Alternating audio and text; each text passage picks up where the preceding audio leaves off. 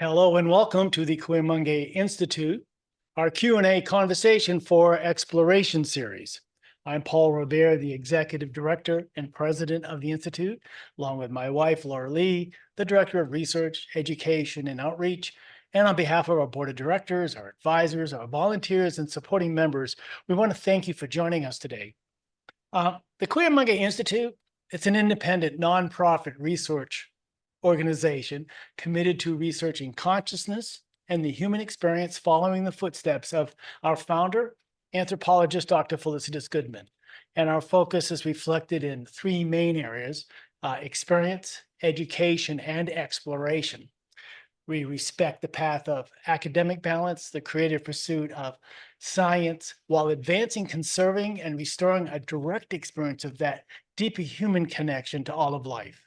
It's part of our mission to expand our own experiential research with the multidisciplinary understanding that's available to us today. So as an educational institution, we take an open approach, and we created these Sunday roundtable discussions to help broaden the scope of our own work and exploration. And that's why we call this Conversation for Exploration. Today, we continue our ongoing theme, looking to the role of consciousness in the interconnected relationship to the world around us. This interdependence can be explored by looking at the patterns of nature. The study of patterns in nature and the relationship to consciousness reveals a profound intersection where science, philosophy, and spirituality meet. By adapting and adopting a system perspective, we can uncover the hidden order and beauty of the natural world and gain a deeper insight into the nature of reality and our place in it. Well, we often marvel at how frequently we experience and see the patterns of nature show up again and again and again in our own visionary work, from the micro to the macrocosm. As above, so below, indeed. And it's comforting to find guardrails, so to speak, in the design of our universe and ourselves. There's an underlying design. It's how our cosmos runs. It's the underlying arc of its evolution and ours. And it's beautiful to behold. And in large part, it defines our perception of beauty. And there's just two quick examples about how marvelous it is to start to see further and farther with these patterns.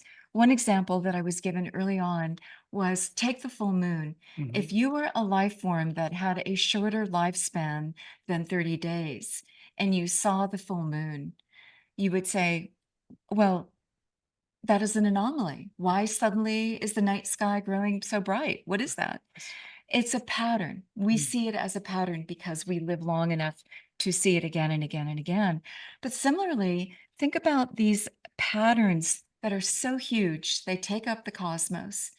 And we have such tiny little short timelines in comparison. We would say, oh, that's a one off, or what is that? But if you pull back far enough, if you have enough data, you can see that, hey, that might be a pattern, right? And suddenly the chaos becomes order. And I just think that's so fascinating to understand our world like that, to see the patterns. Well, we have a guest today, Lynn Rassmussen, who's been studying patterns in the emerging field of complexity science, the study of systems. Why is this important? Why is this useful?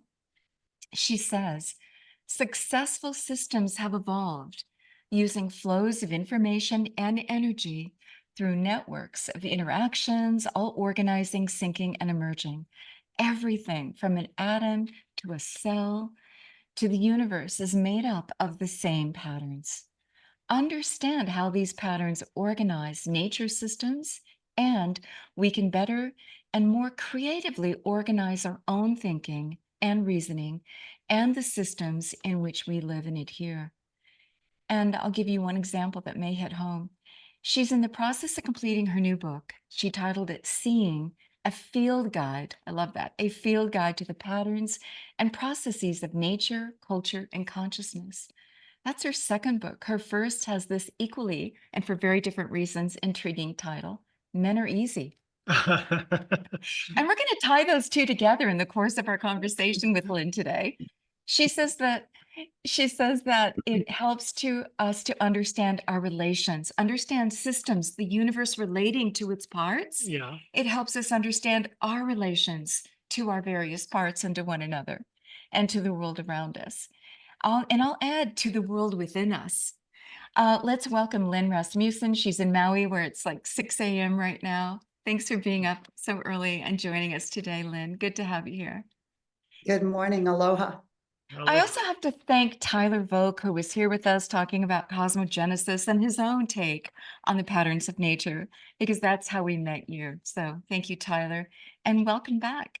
So tell me about what's your life story? How did you go? I'm going to devote a good portion of my life to understanding systems. What was the galvanizing moment, the aha moment for you on this? I was a child, excuse me, suddenly I can't talk. I was a child of the 60s and moved to Hawaii in the early 70s. And my readings were, big on the shelf was Ram Dass and all the, Krishnamurti and all the beat poets and all the feminism, all the works through that time. And then through then it was children and life. And I did get a nursing degree in my mid-20s. We did move to Kansas City for 3 years, and I did discover science then. Really got into science and loved it. Then through the years, had the children and then decided to go back to school at a distance. And thought, I'll go into counseling or, I'll get a master's in psych. That makes sense. I had been doing a lot of community work. I hadn't worked as a nurse for 20 years. I did that just for a year and a half. And I was in this program, a distance program in 1999 out of San Francisco called Saybrook. And at that time, it had amazing, amazing people who were teaching, who were top in their fields, who were intrigued about being able to teach the way they wanted to teach with people who were adults. Okay. And so we had an amazing, people from Harvard, people from Stanford, people who were professor emeriti, who wanted to teach in the way they wanted to teach. Everybody said, you got to take this class, Assistancy of Education. I went, well, education's not quite my field, but everybody said it, so I took the class. Bela Banathi had me by page 3. Wow. I went, wow, okay, here it is. After all these years, I kind of, how I'm starting to see now a spiritual experience as seeing with this whole brain, but not Thank quite you. grokking it That's a cognitively. beautiful definition. I love that. Seeing with the whole brain, the whole being. Where you recognize it, you see it, but you cannot describe it. It's not in words, it's beyond that. But something in your brain has put it all together somewhere. It's piecing together. Well, that's kind of what I kind of went, wow. And by the end of his class, I had it cognitively too, because he asked everyone to select their own system. He had a PhD from Berkeley in education. He was an educator's educator. He ran the Western Education Lab Federal for 4 years. And so when he taught like a professional. And so my system of choice was a youth center that I had founded here on Maui. And we asked the questions of the youth center. What is the system? What are the systems that are part of it? Is it parts of other systems? What are its boundaries? And there were all these boundaries, political ones, social ones, all kinds of boundaries, physical ones. And by the time I finished that class, I had a different view. Before, you look at the youth center and think of it economically or philosophically, or all these different ways, these silos. And this was a way to look at the whole. Yeah. My master's thesis was about the systems learning, systems change in the Poyeu Center, and what happened when we applied this kind of thinking to the place, and the place Mhm. exploded. And it's still, Wow. you can look it up today, you know. You know, it's interesting how readily kids get it as well and how excited they are about it, isn't it, too? Well, I was more living it than Yeah. teaching it. It was more saying, okay, everybody, let's do it this way instead of doing it. Okay, instead of coming up with programs, what I did was walked in and said, okay, ideally, everybody, what do you want this place to be? Yeah. Good question. How do you want it to look economically and physically and socially and health-wise and within education, all these different ways we look at it? How ideally would you like it to look? Good And question. that gave us a Yeah. picture. And the kids came up with the most amazing things. Yeah. The staff made a big shift. They stopped doing programs and they just started playing. Mm. You gave them And they permission. started doing whatever the kids wanted to do. Suddenly there were Wow. kitchen programs, you know, let's cook. Let's fix lunch for everybody. Let's video people on the beach. You know, well, you can't quite do that, but you know, you have to ask people. But let's do fun things. Suddenly they weren't programs where people were leading and adults were kind of leading. It was a fun house. Yeah. That was the big shift that happened. It didn't happen because I taught everybody system science. Mm-hmm. Right. I lived it myself, You and know. it changed how everything worked. So that would be teaching by example. That would be putting those principles into play, into action, using it as a container, right? So some rules Right. are employed, different You rules. shift, it's just a Yeah. shift in Your relationship to the world. And one making- another. yes. Yeah. Back to You get relation. to see this very industrial way of seeing things. Yeah. Right. But it's okay. You're embodying the principles as opposed to just giving them intellectual service, right? You're right. living them. Yeah. Which is Right. in a And whole so new way. people science has been science class, you know, in high school. And science class can be wonderful. And I think science has been doing, it's been taught so well recently with school gardens and experiential work. Teachers have really taken it to a different level. Yeah. And study of ecology and different kinds of introducing the world of growth has always happened with teachers. You know, you can probably remember your teacher having bulbs in the classroom and see how they grow. Well, I think that's even more so now. And I have a good friend that I'm in conversations with almost, you know, we did have weekly conversations. Now it's more off and on, who's working on a paper. He's in his 80s. He's a systems engineer and systems thinker who's been doing this for decades and decades. And he's writing a description of science in a different way. And he said, fundamentally, science is the observation of regularities. Oh, I like And that. taking of those regularities Mhm. and modeling them, adding mathematics to them if you can, Mhm. and then telling stories about them that we call theories. Oh, I love that. Those theories feed back into our observations. Mhm. Now, science has been now obviously Indigenous people have been observing regularities, And applying them, modeling them in calendars, and then you know, and then telling stories about them throughout time, and then testing them and using them, right, and passing them through generations. we're just doing that with a few new languages. Yeah.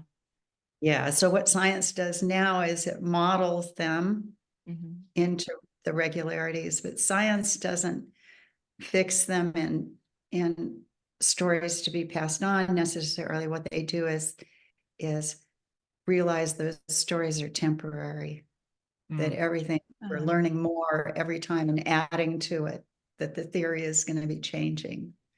And that the more you learn, and you keep learning.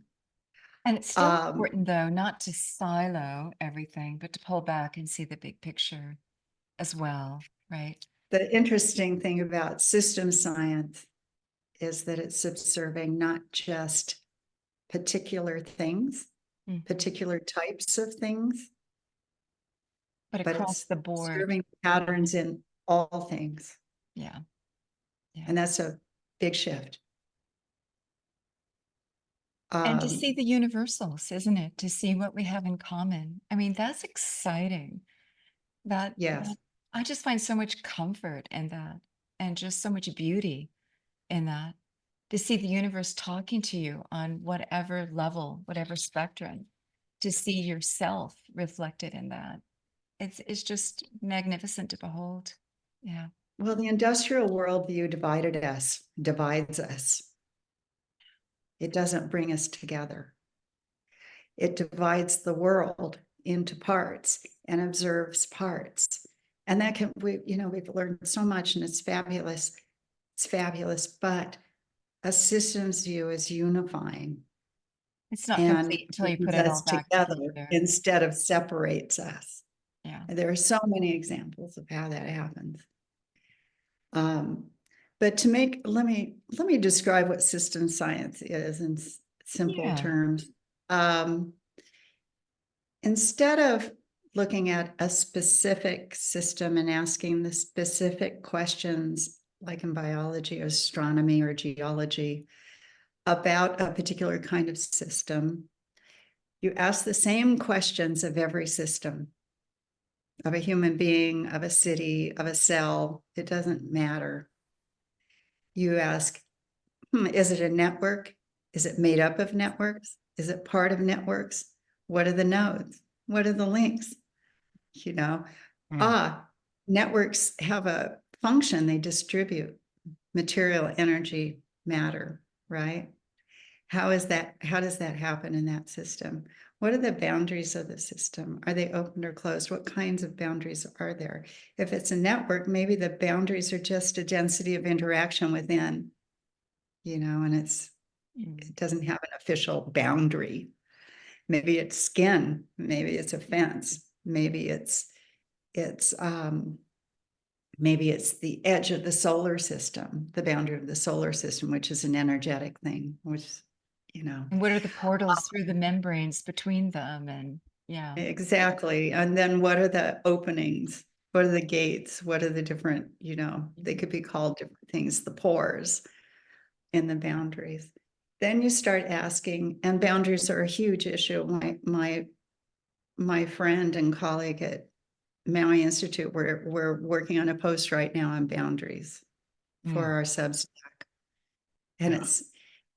And the question came up because the military wants to add more observation capabilities to the top of Haleakala. And the local people, we are not in favor of that. And it turns out we're not part of NATO in Hawaii. Oh, So consider boundaries boundaries. And then my friend Laura her name's Laura too, when people were describing the objections of Hawaiians as spiritual, she went, no, these are not as spiritual objections. These are practical objections. These people live in the ocean. And the oceans and the land need to be protected. yeah. And it's bigger than that. It's not just, you can't just say, oh, that's, these people. It's lived again. It's lived, it's real. This is care of the land and care of the Aina, right? It's bigger than that. It's Malama. In Hawaiian culture, it's much bigger than that.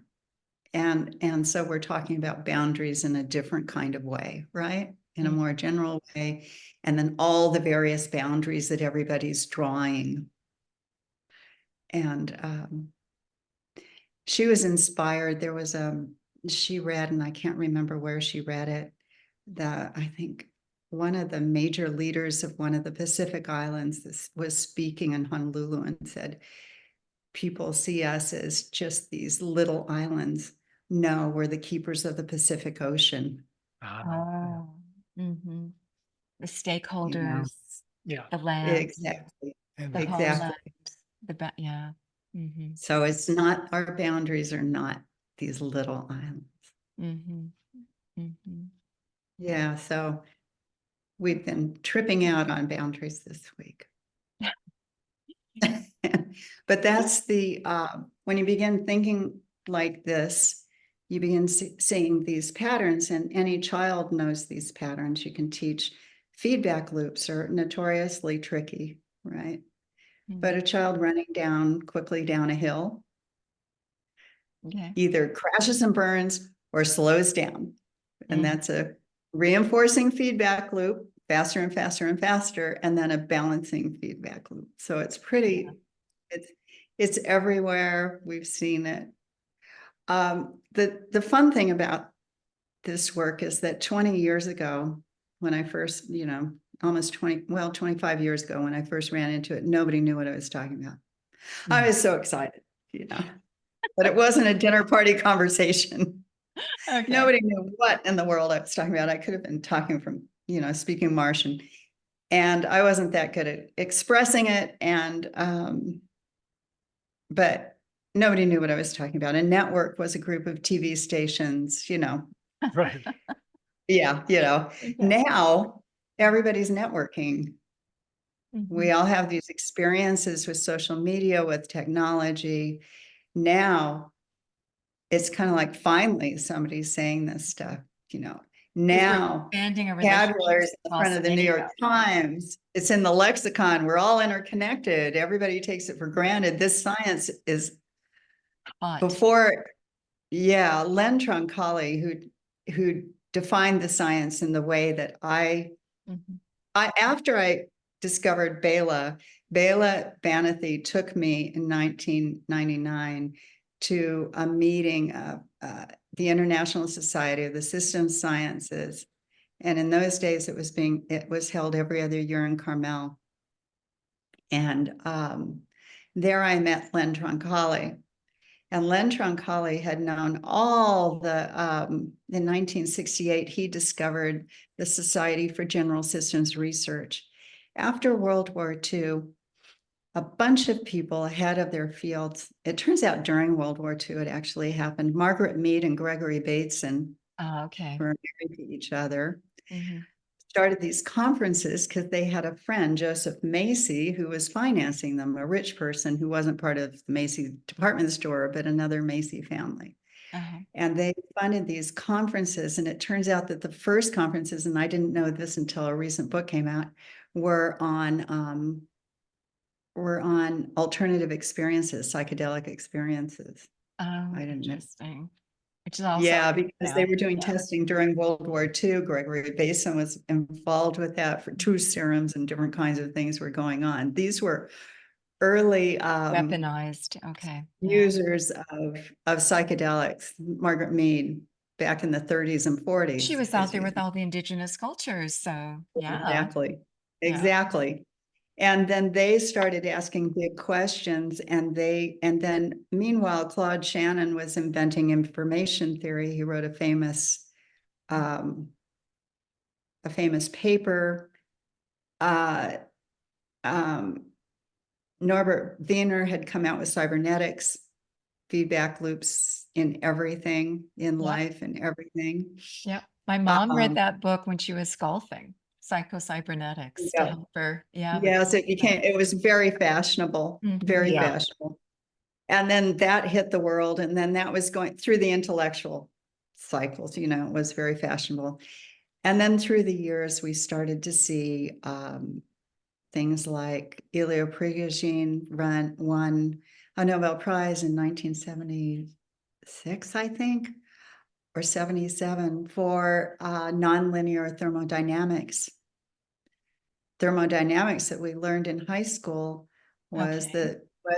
the energy produced in machines in closed systems. And he said, no, no, no. Mhm. Energy works this way in open systems. And this is how it travels through. And this is how plants grow and human beings form up. And this is how, when the water drains down out Earth of your has it bathtub, down pat. She's got it going. it forms, it forms that little tornado thing that goes down the drain. Well, that's molecules organizing because of energy changes. When energy flows through them, they organize. Good point. And so he described that. Then we started having, through the years, we had chaos theory appeared because of the first interactions with computers. The Yeah. very first interactions, computers opened up that world. Everybody went, whoa, look And at that. fractals and Fractals were discovered, exactly. Then we went, then network theory, really the first papers on network.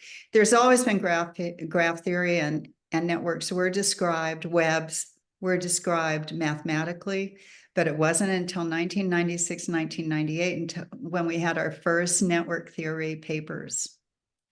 And that was Barbazzi and Strogatz. So in 1999, when I first ran into this thing, networks weren't even on in radar. Okay. in Bela's book. He didn't even ask what about networks. He did say things were interconnected, but not in the way we see them now. So all that has been forming up, right? And then there have been different groups associated with each of those.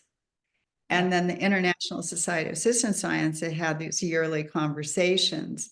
And throughout this whole thing, there were all these different groups moving toward, and what we have now is a science that's emerging. Complexity science came out of Los Alamos labs. A bunch of physicists had conversations, and they started the Santa Fe Institute, which is in your neck of the woods.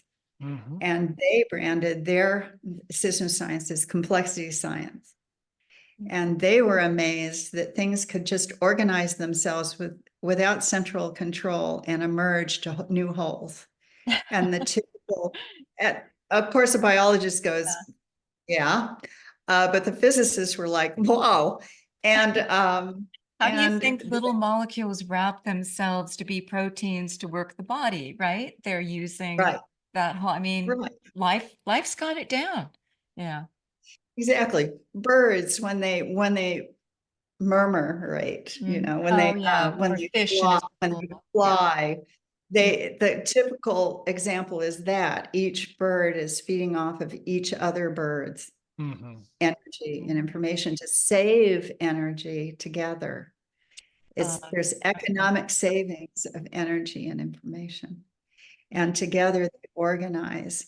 And throughout, and that's where Tyler was, what he describes, how throughout time since the Big Bang, we've seen these increasing organizing of complexity. As life evolves, as the universe evolves. Yes, exactly. Yeah. So I have a question, and that is something that's been perplexing me for a long, long time. So when you look, and this goes back to microcosm to macrocosm, aren't the same patterns, and aren't we made up of the quantum level as well as the astro, the cosmic level? It's all of us. It permeates all of us. So somehow it's verboten to invoke, well, what happens at the quantum physics level, the tiniest level? Are we made up of that as well? Just because we're living in this sphere where this works doesn't mean we're not made of all of it. And so I guess I just have to ask that, because this crosses all of those boundaries and all the different physics seems to work, right? But you can't invoke that. I was just noticing, we interviewed Stuart Hamroff a long time ago. Right. When he was first coming out with the tubules. And his theory that, hey, from that level, it must be that it's working in the brain and it comes in these, how do you get from one quanta level to the other. And I'm noticing now in really great halls of science, he was dismissed early on, but now, hey, he's making an impact. That is still a theory that's being entertained. So why can't we talk about that level in consciousness? Why is that, no, you can't talk about this. That's cut off. No, it's not. We're all part of the same soup, different quanta from the macro to the micro. I was at the Science of Consciousness meeting last month in April, and that's Stuart Hameroff's baby. Yeah, yeah, yeah. And so he invites, to speak dozens of people from science, from neuroscience, cognitive science, philosophy, Yeah. to speak on their points of view. Looking at it, the whole picture as from a systems point of view, Thank you. I wanted to get that perspective. Yeah. yeah, was a very interesting thing for me. First of all, my friend Tim Allen wrote some books with other people on hierarchy theory. Okay. Tim Allen was a botanist first, then he's older, so then he became an ecologist at University of Wisconsin-Madison. And when you study ecology, how do you do that? Talk about a complex system. How do you study parts of an ecology, And how do you, so what they would do would say, okay, I'm going to study X. I'm going to study how this pond chemistry changes through time or something. And what are all the Well, factors that impact it? Yeah, it's endless. exactly. Where do you start with that? Mhm. They'd have to get very specific. Then they'd say, okay, this is my object of study. Then they'd arrange, okay, what are the parts of it that we're going to examine, and what are the effects of it in the big picture are we going to examine? So they'd have to identify and limit, although knowing that everything affects everything, Right. they have to limit their study, knowing that whatever they are doing. So they would have weekly sandboxes discussing this issue. Okay. He invited me to the sandbox one time, and I went to we had a ISSS meeting in Madison that year, and he said, please come to my graduate program with my PhDs once a week. We sit around and talk, and I'd like you to be part of this. I said, okay. And I remember one of them saying, well, we're really pleased to get this acreage to take back to the local, native plants and native ecologies and everything, but we can't do that unless we put ingots in there, unless we put deer in there. But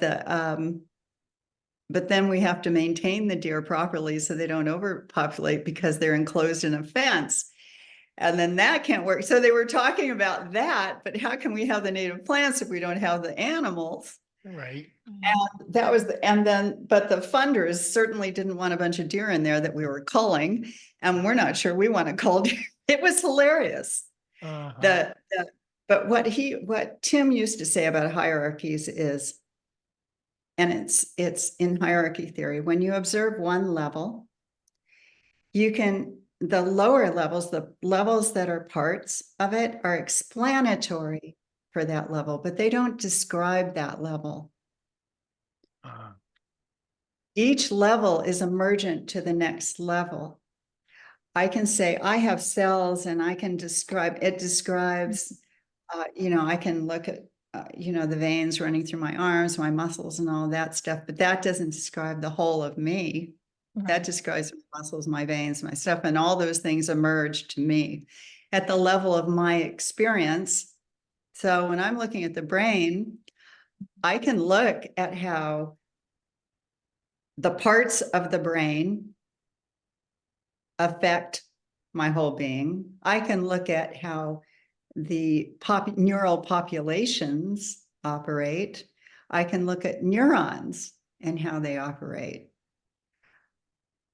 I can say, oh yes, those affect me when they're damaged, but I can't describe me and my experience from looking at the tubules, the neurons, the neural populations, the whole. I understand that, but rather than just putting a wall up, we can at least acknowledge that there's a Exactly. flow of energy, there's a flow of effect, we may not see it, we may call other parts of the universe dark matter or dark energy, just because we don't have the bandwidth to see it, but we can still acknowledge it, right? We can just say that's still a part of everything. I guess that's what I'm saying. Yeah, very Just much so. open a It's door all to the emergent to conversation. us. Yeah. It's all emergent to us. And it's extremely important to understand this stuff. I mean, we certainly want to understand what schizophrenia is. We certainly want to understand what low levels of consciousness are and higher levels of consciousness are and that. But it's interesting. I think the power of what I'm asking, the questions I'm asking, Mhm. is that I can ask these questions at this level that we've had such a hard time with. The subjective objective divide goes away. Well, So I also, can to me, it's say, like we don't need to term what we don't understand like junk DNA just because we acknowledge it's there. We don't know what it's doing. It's just junk. Now we just go, oh, it's got purpose. It's there as extra stuff in case it's needed. It's It has a nature's role. got a reason It for has a role. everything. Yeah. It has a role. exactly. Thank you. It- In its yeah, little suitcase, it's got a lot of contingency plans here, which helps life go on. So I just honor the whole system and just say that right. the boundaries are more permeable than we realize. The boundaries extend far beyond our ability to see them. We just want to acknowledge that. I guess that's what I'm asking for. Yes. And everybody's work is feeding in Yeah. Mhm. this whole picture. And we start to see the same kinds of patterns and everything and the same kinds of gaps. And then, oh, if I describe it this way over here, maybe this helps explain this over here or helps describe this over here. If I describe this as a network, I can describe that as a network. It's when you see these patterns, it offers hypotheses. Yeah. Go ahead. I was just going to say, and what we can learn as a humanity from these elements of interconnectedness. It seems like by looking to the science, system science, like you're looking at, it's helping reflect back onto us this interconnectedness of life itself, and how while we are preoccupied with this duality of there's this word, there's male, there's female, there's Republicans, there's Democrats, there's this, there's that, and there's like this world of separation, and yet there is no These separation. artificial boundaries that we're Yeah. employing. Yeah. Also, the lived experience as well, let it inform us. And I think one of the most exciting applications of what you're talking about has to do with our mutual friend who's here, Monica de Rasmussen, and her writing partner, Brian Swim, is like this new story of the universe is emerging. Hey, we Right. are part of the cosmos. We are part and parcel of it. Its patterns are our patterns. Its life journey, we're a part of that. We're one little moment in this vast 14 billion year evolutionary arc. This cosmos is a womb of creativity. It's our story as well. I think that is so exciting for us to really understand our world and our place in its boundless incarnation, its boundless expression. So I think that systems theory is helping to support that story. And if we have that story, then we'll tell our story here in our loci much, much better, much more fuller, richer. And then we'll get into that full brain, and the ineffable will be part of us. The consciousness part will be part of us. We'll accept all of us, and we'll live a more joyful life and be more responsible members of the web of life. We'll be better showing up to the whole picture if we have that story in place. So I think Mhm. all of it's coming together. And it's all hearkening for me back to the indigenous point of view, our earliest point of view, which they had fewer boundaries. So they saw that bigger picture. They had more bandwidth of their grokking mechanism in place to understand it. They had to directly connect with the patterns of nature to survive. Yeah, thank you. It was a survival We've mechanism, been but it was very also much joy. Yeah. separated from that. We've been, I live in my little house and I'm protected from so much, but it's an illusion, Thank you. It's And it's an artificial boundary. They were living out in nature, and nature was speaking to them that directly all the time. They got it. Yeah. Isn't this what the mystics have always been trying to tell us, that Yeah. this interconnectedness exists, and it's not some woo-woo thinking. It's not a that's myth. It's the actual opposite, and that the only way for us to evolve and to connect through the Yeah. world of consciousness is this element of the interconnectedness that we're talking about. And we have the built-in capacity to activate those neural pathways. We don't always need plant medicine. We have a technique to do it direct, but the universe wants us to be there. So The this is universe something wants that, to speak to us. and this is We can something that's say very that in personal to us comments. because of the institute that we represent, but Yeah. and that is this element of consciousness, this element of being able to have any kind of evolution within ourselves and the interconnectedness that you're bringing forth today. How can that apply to what's going on in the world that surrounds us? And is it that we can be a change maker, that we can be a participant in the evolution of humanity through some kind of expansion of consciousness itself? Can there be an experiential aspect to this that is not just a theoretical thing from the perspective of physics, et cetera, but also from the perspective of that inner technology that we all seem to have, and like you mentioned in the beginning of today's conversation, that you looked to many of the mystics of the time that really were inspiring to you There's your starting point. as a starting point, and that's Yeah. sort of what we continue to do ourselves as well. Well, not only this science has taken me, first of all, as you guys are talking, of course, I'm going, yes. And I want to say this, yes. And I want to say that because you're so well spoken on this. So wonderful. One thing that's happened to me very much more recently than 20 years ago, recently, is that everything that I read now, from Alan Watts to Genesis and the Bible to everything, all it is allegories and stories about these patterns. thank you. That once you know them, you see them everywhere. Yeah. Now I see them in politics. Mm-hmm. See, Yeah. okay, this is not political. I'm Right. going to speak very apolitically right now about politics. A capitalist or libertarian is correct in saying that we all need to be free to organize ourselves to meet our needs creatively. That's absolutely true. It's absolutely true as a communist to say that we need to assure the distribution of information, energy, and matter to all people. Absolutely true. My cells won't work in my body unless they get that distribution. Mm-hmm.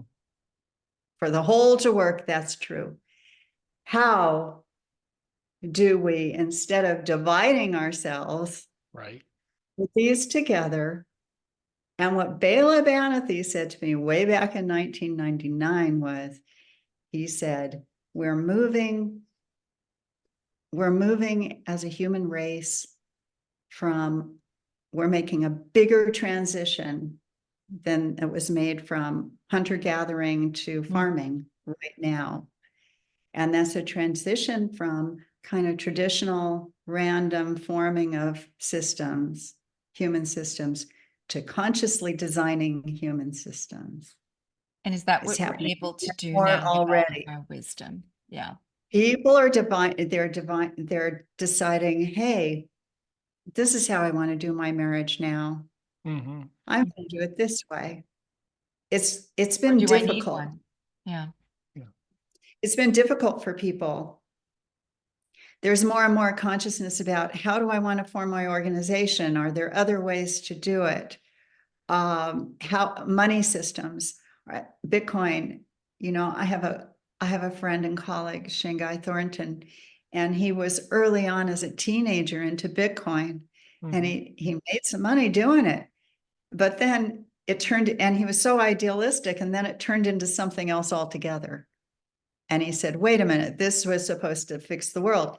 Now he's deeply into a system science program at Binghamton because he wants to say, hey, how can we make an economic system that really works? What went south here? Yeah. And it's not draining more energy systems and Exactly. It creating more became something infrastructure to everybody, support it. yeah. So humankind has been experimenting with all that from hunter-gatherers. Think of the big, long piece of hunter-gatherer, horticulturist, agriculturist, industrial age, info age. Where are we going next, right? Little tiny Now we places, have yeah. the wherewithal, but it's not just the where, we have if we can come together, we can design, as you said, can we design this intelligently? But also, I go back to this question, what does the universe want of us?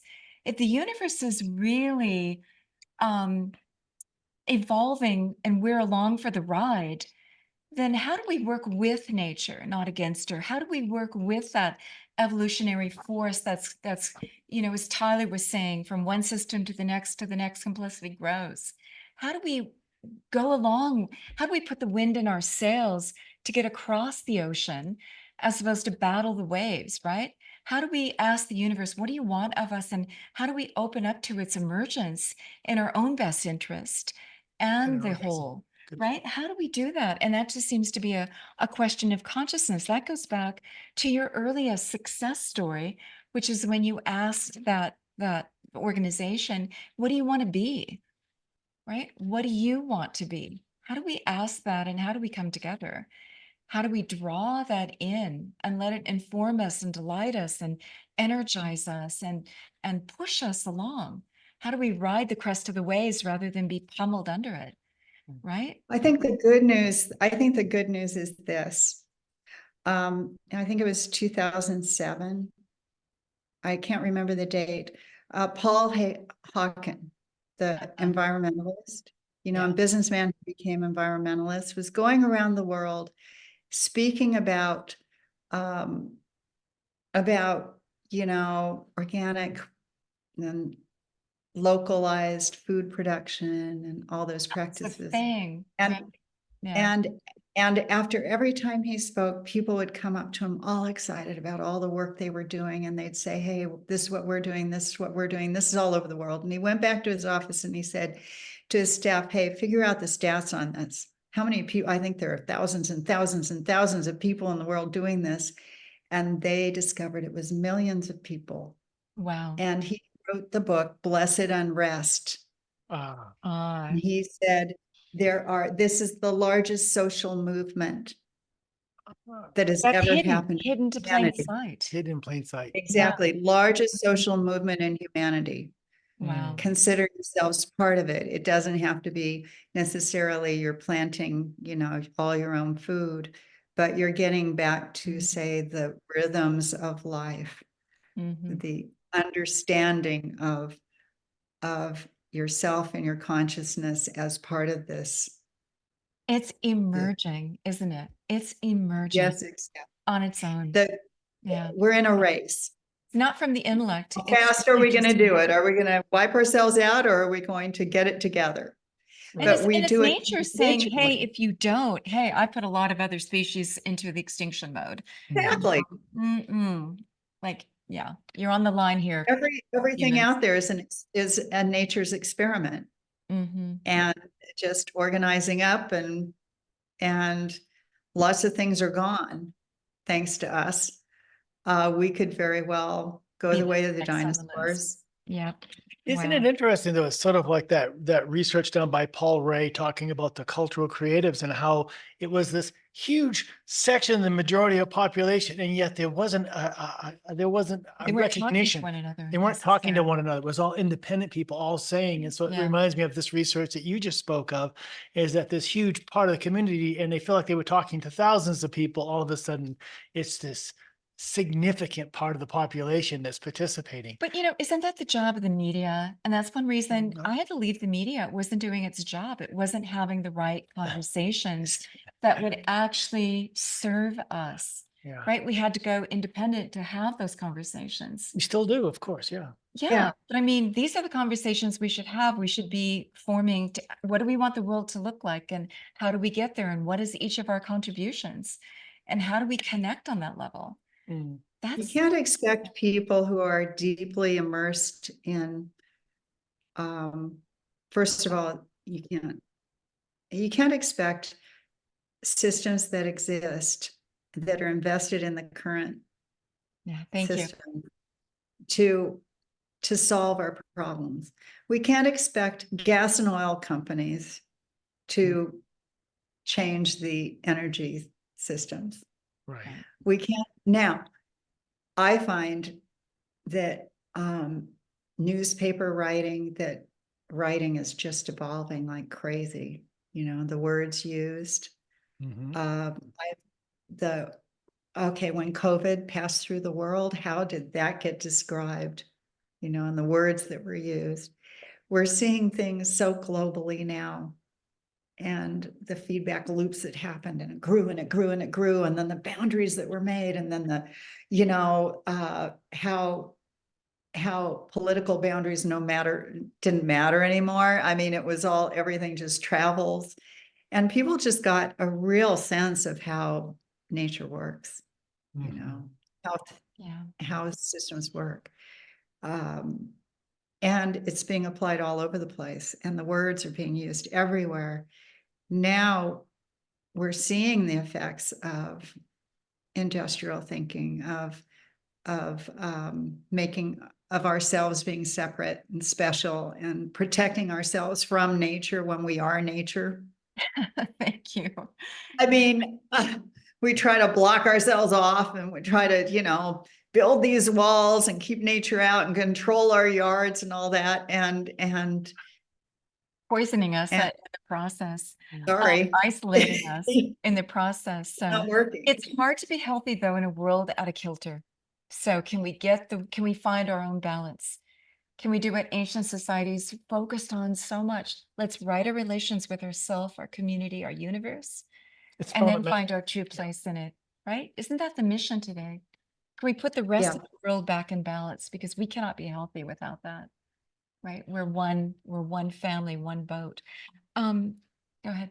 No. It's time to bring in other people in this conversation. Yeah, we can do What that do you as want well. to say in summary, and what kind of questions do you want to entertain? Well, we also, here? also touched on the fact that your book is going to be coming out in September, is it, this fall? Oh yeah, tell us about. September 4th. Mm-hmm. And we have to ask It's- about Men Are Easy. What's the connection between the two? I promise the audience that we Okay. Very Yeah. quickly. I was working as a business and life coach at a graduate school because that's a whole systemic conversation. It's Okay. about working with people who you consider healthy, not treating people, not diagnosing and treating, and then having fun figuring out what to do next, letting them talk about it and figure out what to do next. It was really fun for me, but I found people were really missing big pieces in how to get along with each other, marriages and stuff. Right. And I took a systems approach to marriage. And I asked those same questions that I asked of Belas in that one class. I asked of marriage. I've been married almost 50 years. And I never felt that at the time, the big thing was you've got to work at your marriage. And I thought that's the last thing you need to do. Please don't work at your marriage, Not off easy. please. Yeah. Yeah. Please just lighten up and play. When your mood drops, all you want to do is work at it. All you want to do is talk about problems. And when your mood's higher, the problems don't really matter. You'll discuss them, if you even have them. So I was talking about how about boundaries, opening, closing, exchanging information, material energy. I read it recently. I want to rewrite it to make it gender neutral, new title. Gotcha. And it Okay. it's Relationships are updated easy. already. Yeah. But it's a practical, it says communication is not the key. When you're in a low mood, all you want to do is communicate. You need to organize yourself within your world. Mhm. You can meditate till the cows come home, but if you're getting ready to work and you don't have any food and your laundry's not done, that's going to kind of destroy whatever you did meditatively at 6 o'clock in the morning. I mean, get yourself together. The Japanese know that really well. Marie Kondo described that. Sure. So, I mean, consciousness is is also, there's grounding and practical Yeah. stuff in life. I think the It's funny. best quick advice about getting your house in order, literally, was from a friend of mine. She said, you should be able to welcome the angels at the drop of a hat, right?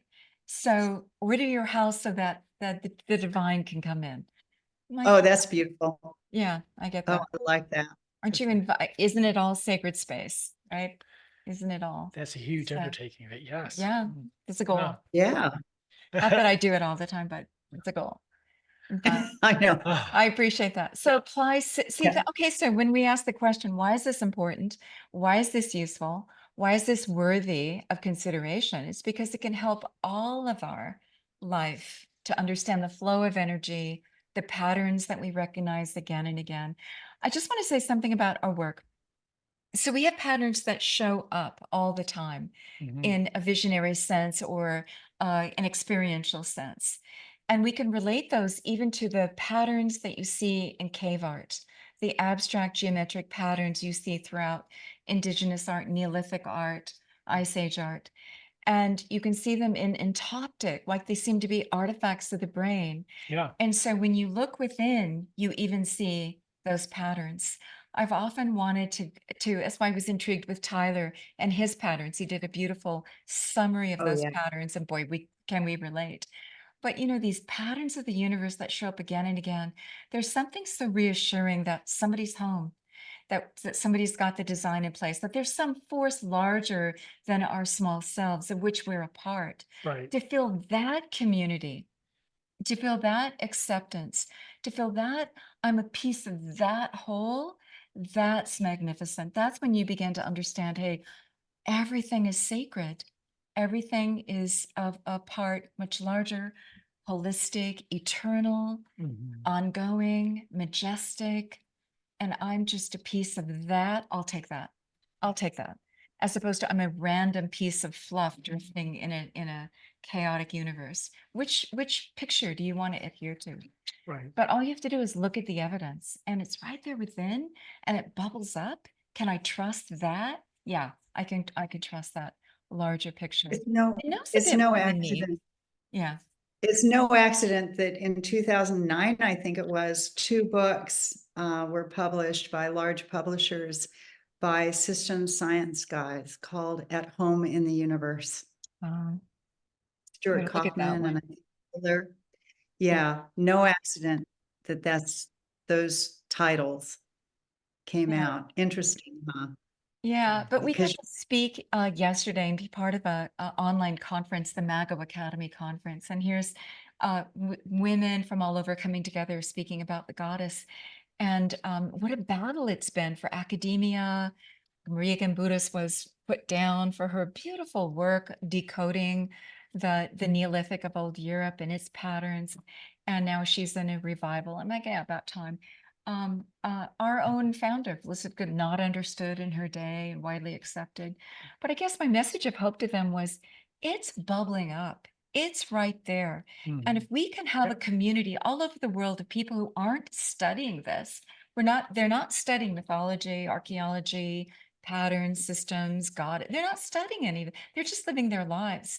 But you come together, you do a practice, and all this universal wisdom bubbles up, not from the intellect, but from the heart, from the soul, from the vision, every practice. The Beingness. patterns show up.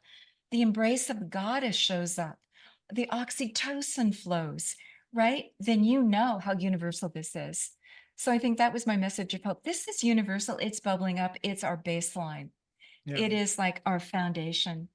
It's there in our DNA, just as Goodman said, it's there. And so we are saved because that's the boat we're riding in. That's the drink, that's the elixir we're all imbibing. It's there. So go ahead. This is that time, isn't it? That all of a sudden we have this bubbling up. We have, the beautiful It's work emerging. of Brian Swim and what he's working on, and Yep, Monica working Monica. on. Yeah. But with our own organization, where we established the Global Collective Consciousness Initiative, where we can start looking at organizations that are pushing forward, that's happening all over the Thanks to our world. friend Brian Conversation- Tucker and looking at that. Brian Tucker is our chairperson of that. But Yeah. this is happening, a worldwide phenomena. Finding other organizations, and even people who think they're on this mission, you cannot stand independently. You have to break that boundary Going and from the say, me to the yeah, grand yeah, we. yeah, exactly. Go to the grand we. So anyhow, yeah, we're both on- But also our ancients were beating the same drum. imbibing that Yeah. same source, right? So Yeah. you want to know how universal all those myths and story and baseline and Mhm. basic tenets of the worldview. It was right there for them too. Yeah. So speaking of Monica, I think it's time to Okay. Welcome to the You conversation. guys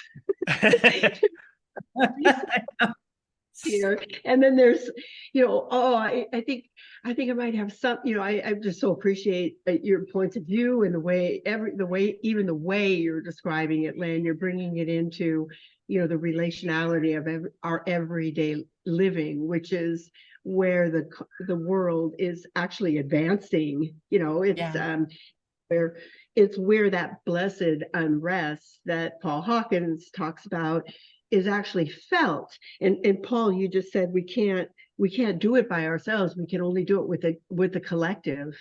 Right. And this is the way that potencies in the universe, come alive because of population and numbers, and suddenly you find yourself, talking about, everybody's talking about football because we're in it's playoffs or something. I don't know anything about football, but like everywhere you go, so everyone will be talking about football suddenly, or the Mariners, and suddenly you find yourselves a fan and making a decision about whether you like football or not, or just you'll be, it's in the zeitgeist of the time, and that's where the potency presses in from the future. Presses into this moment.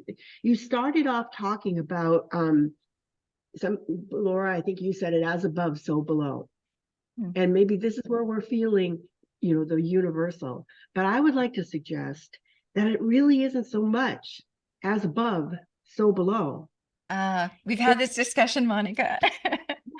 That the future, without, yeah. It's that the future has only the time-soaked moment that we all share to push into.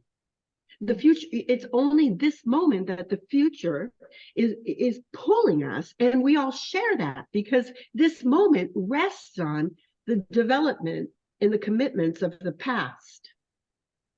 The movement that made the little girl run down the hill where she's either going to fall or she's going to come into balance. This is what the future has to work with. So we separated ourselves into mind and matter and all these dualisms that that you mentioned, Paul, earlier. But it really isn't separate like that. What there is extension and potency. Mm-hmm. And this is being discovered in quantum physics. Yep. Heisenberg's talking about that potency, and we're trying to decide whether we describe it in terms of probabilities. Or is it real? Is it isolation is a myth? Real? Yeah. And there are quantum physicists who are suggesting this is real. This potencies, they actually are real. So if these potencies are real, we feel it in our consciousness. We're in that space. We're always imagining what might happen and what could happen. And in the meantime, whether my daughter gets in a car accident over there or not actually is affecting this moment and what the potencies that are present for the future, right? So those potencies are real. And we noticed it with consciousness, and we noticed it with quantum physics, that it's also real in matter as well. It's in extended matter and the cosmos. It's all connected by that same pattern. So if time is real, and they only began to discover this, and like Lynn, you're talking about, like just in the 90s is when they're first talking about networks and things like that.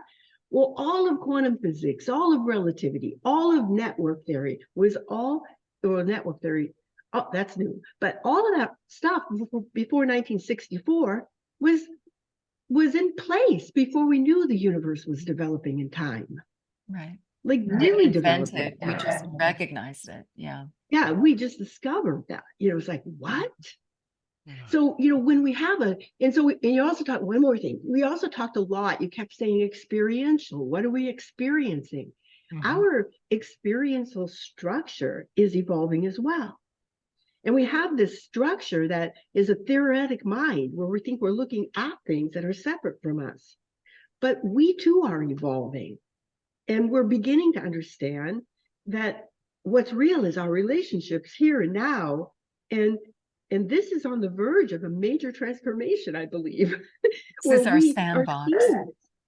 Yeah, we're seeing all the things you're talking about. You're describing, information theory and cybernetics and, the Santa Fe. All of this is coming up now and could never have happened before.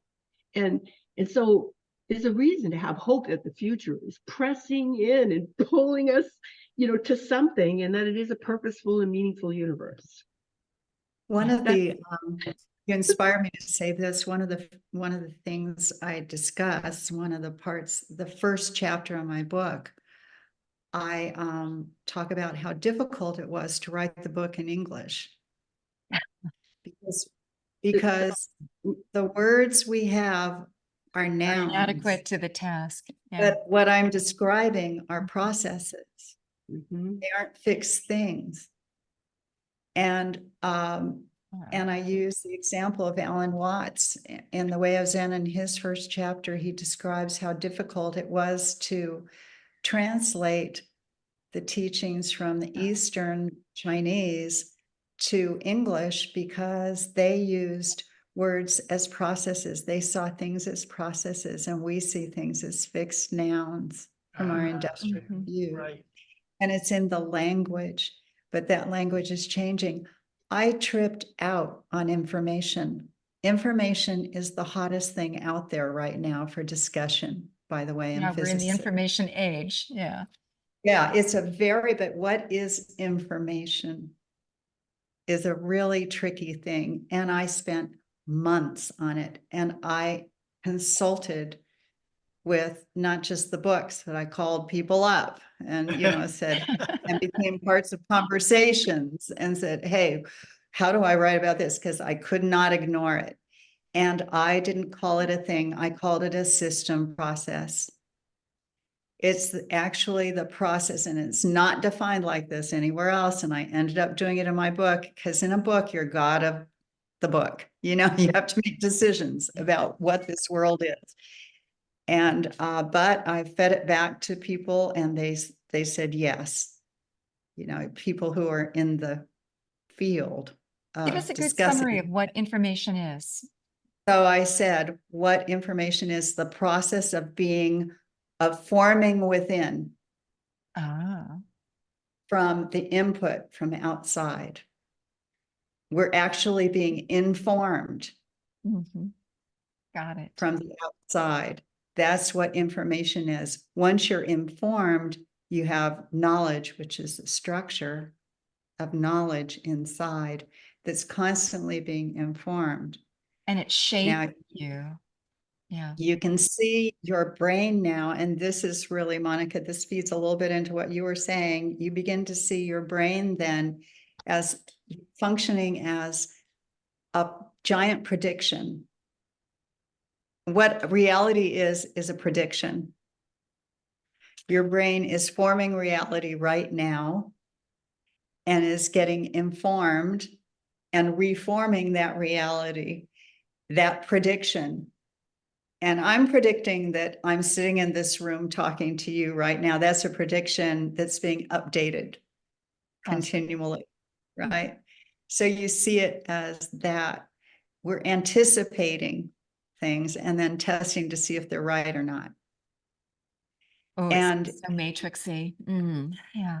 And then Robert Rosen described all systems as anticipatory. All systems are anticipating their environments or they wouldn't exist.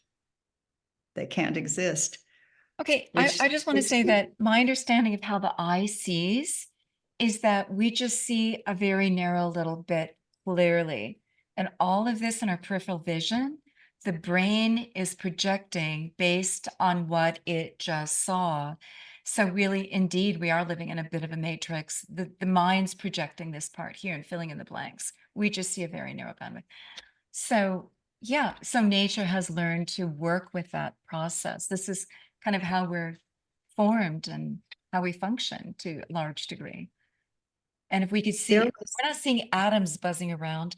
I live in a dome. If I stand in the center of a dome, the sound waves coming back at me amplify. So I'm like, oh my God, if I could see energy waves, how different the picture would be if we could just see that the waves around us and the sea that we live in of energy, how differently we would function. But we have to use other means to sense them rather than our visual, too dependent on our visual. But we're sensing it. We have receptor sites. It's all going on. So I get what you're saying. Is that an exciting way to live? To perceive? To say, You go ahead, Monica. you're all familiar with this really, really narrow band of visible light that we actually detect with our Yeah. eyes. Yeah. The sun, it goes, the real range is very wide. We've got this little tiny Slice range. of the Well, way band. back, the green algae comes into contact with the sun's rays, and it deepens into a process of photosynthesis, which then can convert that into energy so that it can begin to, so it comes into relationship with the photon that has made its way to it, and because of that, it develops photosynthesis. Well, hour later, we evolve eventually. My ancestor is that photosynthetic cell. Yeah. Eventually, that turns into the retinal molecule in my eye.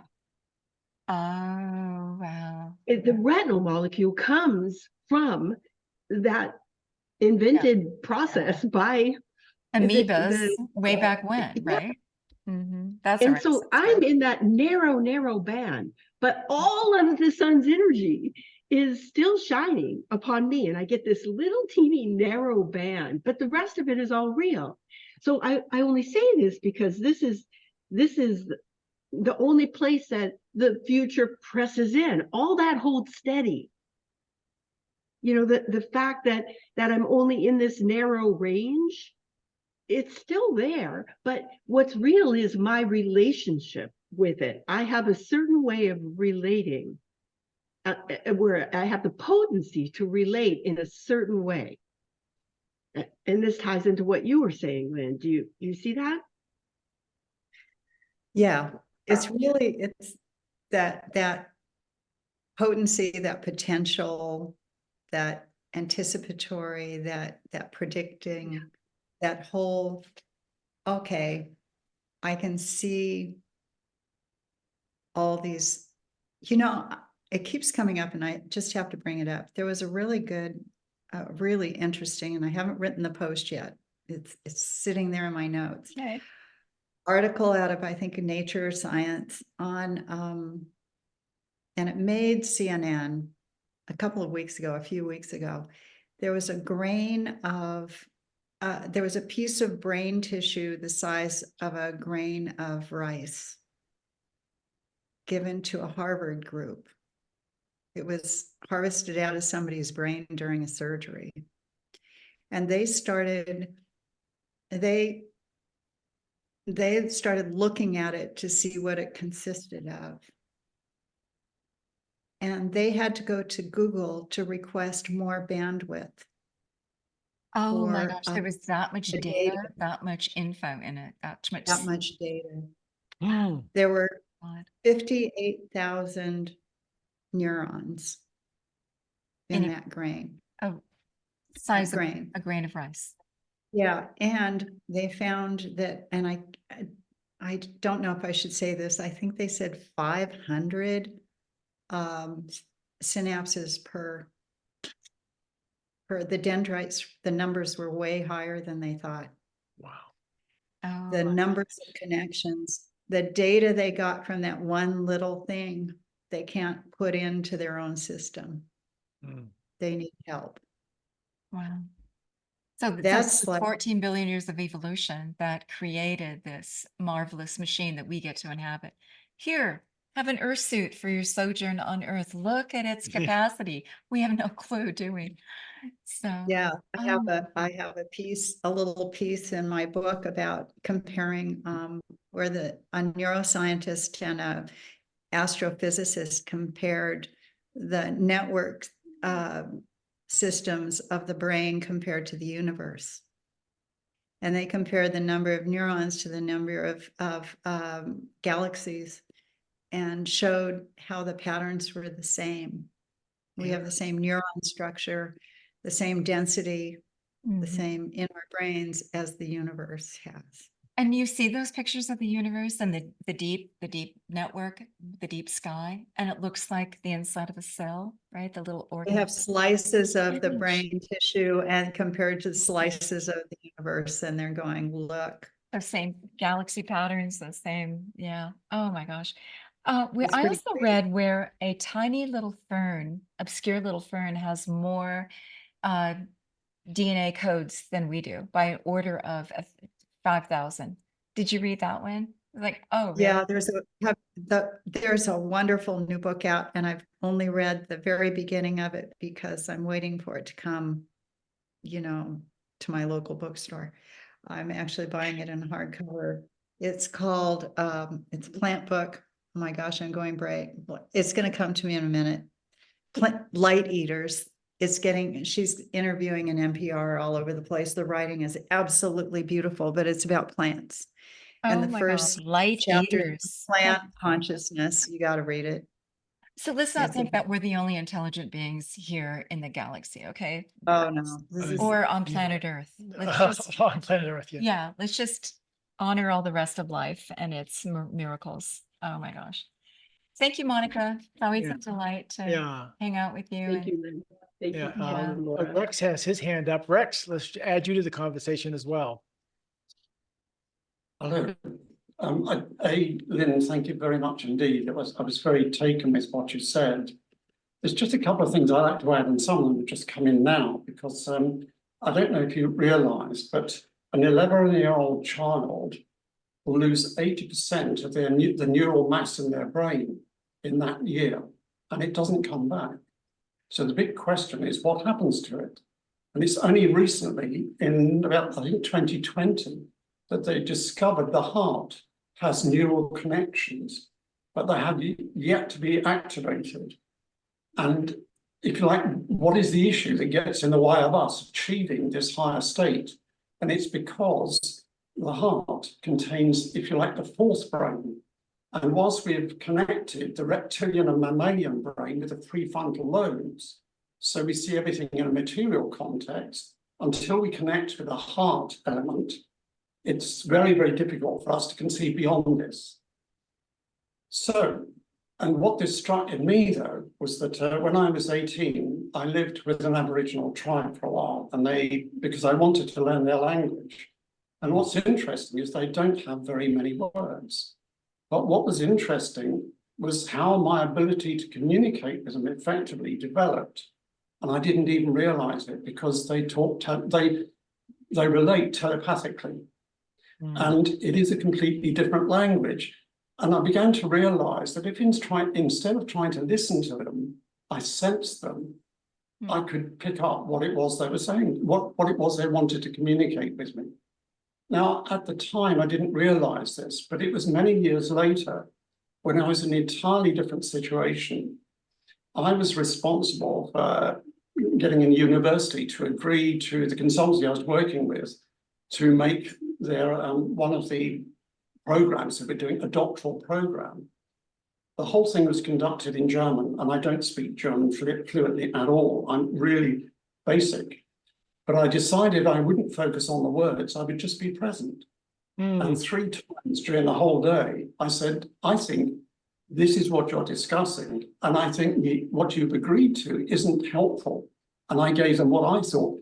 And they looked at me, you could hear their jaws hit the table, and they said, you understand every word? I said, no, I just sense this is, and they said, but you're right, and what you're saying is brilliant.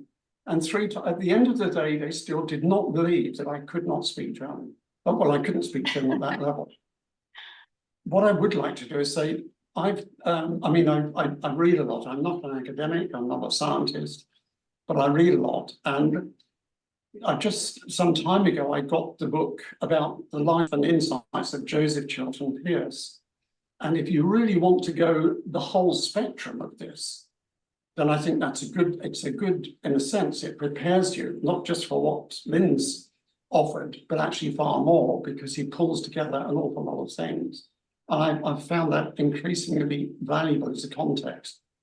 So, You know, when we talk about, say, corporate change or organizational change, Six Sigma, total quality management, Kaizen, they all say the same thing.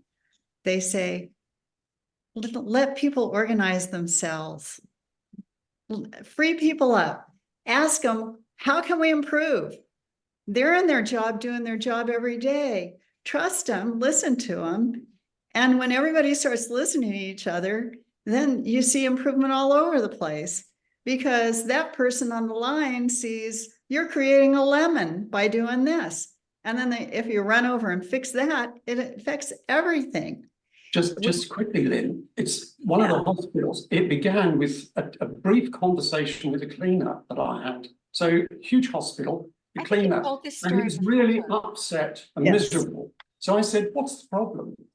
And he didn't know me from Adam. He started to talk, and then after about a few minutes, he said, hang on a minute, who are you?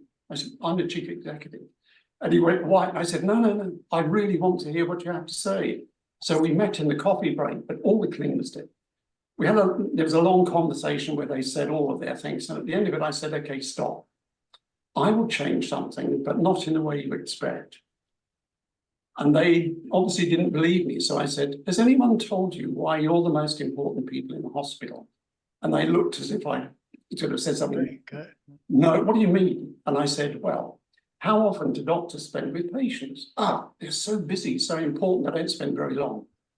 How long do nurses spend with them? Oh, they're so busy, they don't spend long. Fine. How often is your work interrupted by patients who want to talk to you? All the time. I said, do you ever tell anyone what they tell you? No. Well, you must. I think Lynn is saying the same thing, that you just ask people what they want. I think you guys are saying the same thing. But thank you for that example. I also think there's something very interesting that was brought up, Rex, that you brought up, and that's the field. You described being with an Indigenous group, and they were all communicating telepathically. And I want to ask Lynn, how do we create a field? Do you think that's activated if a group of people are also activating the field so that they're cross-connecting? Is it about being in a natural setting? Is it less possible to do that with all the electromagnetic machinery that we have going on? Is that interfering? I mean, I can walk down the streets of New York City and I can feel the electricity in the air at 3 a.m., right? But that is not the same as human generated or life force generated by an ecosystem. It's kind of a different bandwidth, isn't it? Yeah. But I thought the most important, interesting thing you brought up, Rex, and I can relate to this, is entering into those fields. I'd like to get your response, Lynn, and then I'll share a story about fields that further question this. And thank you, Rex. Well, we so often, Thank you, Rex. I think, make assumptions about the way things are and about people. And I think that's what Rex was talking about. And I think if we just all see ourselves as the same, as caught into systems that we didn't invent, that we're just trying to make it every day the best we can, working from the philosophies that we were given from wherever they came from. And that underlying all those things, under every complaint, is some kind of value. And that value usually ties together with a system process. And then you go, okay, this person sees this partial truth, and they are correct, but missing a bunch of pieces maybe, because that's why they're stuck. That's why, and how do you unstick people? Well, the way you unstick people is do exactly what Rex said. And that's say, open to them, show them how to be open with them, open the field, make the field bigger, the communication, information to open. We saw during COVID who the essential workers were, and they were not the CEOs. Right. Yeah, good point. We saw who's really doing the real care and the work and what really matters in our cultures. Who's taking care of your mother, who's taking care of, who's taking care of the streets, and who's cleaning things, and who's driving the buses, and who's, Right. And that's And why then you opened your story with asking people, hey, what do you want? How do you want to be? How do you want to live? And the excitement and the what's joy going on in that your came life? through. Right. I mean, Yeah. those are, How and am I in your really- way? But I So mean, we're- aren't those key questions that we have to ask about what kind of a world do we all want to live in? And how do we go about creating it? So to hear the That's the success, to design hear you open with process. that story, to hear Rex's story, can we all come together in a conversation and all be a part of it? We're all stakeholders in this equation. But I'm also asking, what kind of a field are we generating? And how do the activities, how do the structures that we build, the cities we live in, the houses, what we build for ourselves? It's like Winston Churchill, one of my favorite quotes, we shape our buildings and then they in turn shape us. And if we can put buildings into all the infrastructure we're building, the physical buildings, the built environment, but also the psychological environments, the rule sets, and key to us and our work is the worldview and the stories we're telling ourselves. Those are shaping us in ways, and those are damping down those natural abilities. If you're raising kids where, hey, mom, I had a dream and I'm sensing this and I'm out, and you go, no, that can't happen. I saw angels as a child. My mother didn't damp it down. She thought it was kind of fascinating. So I was able to have that dialogue because I wasn't scolded. And so if we shut our kids down or shut ourselves down, then we're not activating those receptor sites to sense our environment in the ways that you were talking about, right? The ways that Monica was talking about. What are we training ourselves to do? Okay, Rex talked about I thought your story was fascinating, Rex, with an Indigenous society who was communicating telepathically. I heard another story of a woman going and out there on a hunt with some hunters. And she said, this is what she witnessed as a biologist in the Amazon. A kill was made, and suddenly that hunter she was with, who didn't make the kill, knew where to go, as all the other hunters did in a forest. They didn't have the internet. They weren't on cell phones. They just knew to go and help and bring it home. Hey, mission done. Let's all be part of it. She goes, how did they know? Because they were in an environment where that skill set was activated and that was in the field. Paul and I went to a conference and there was a number of shamans from South America. And we chose one because we observed him playing his flute and the birds answering. Paul does that too. Paul can play a flute and birds will answer. And we thought, oh, we know that skill. We know that ability. He only spoke Spanish. And we sat down with him and we understood the Spanish he was speaking. And we noticed how inadequate the interpreter was. And she was translating like 1/10 of what he was saying. We entered into a field, into that space where we understood him perfectly. Because we don't speak Spanish. We don't speak Spanish. And we could just totally grok directly what he was saying and got every word and just entered into a field. There was an experiment done with our practice that Belinda Gore and Felicitas Goodman were involved with. I've only read the paper, and it was done like some in the 90s. And they had a Faraday cage where they were testing cosmic gamma rays. And here's the paper. It says, okay, test the field inside the chamber. Put somebody in now, do our practice, test every 5 minutes. And then the person leaves, continue testing every 5 minutes for the next hour. The rays went down. Okay, now there's the human body. They're doing a practice. The rays went down. They stayed decreased at decreased levels for hours afterward. So I asked Belinda, how do you interpret that? I think the field changed. So we can change the field. We, depending on our activities, change the field around us on the level of cosmic information coming in. And I asked, where else do you see that? The report cites, they've also noticed this with Reiki, other energy work. I'm like, okay, that makes sense to me. Because somehow we're changing the field around us where we're opening up lines of communication and energy work that can work at a distance. Yeah. So how is it that we can communicate with a whole field of people scattered around the world and have similar experiences, similar dialogue? We come together on Zoom and we share them. How does this happen that we're in a field? We create a field no matter where we are. It's not just geographical proximity. It's a bandwidth that you enter into. I mean, there's some very exciting stuff going on here. How do we explore that? How do we utilize it? How are we coming together with this?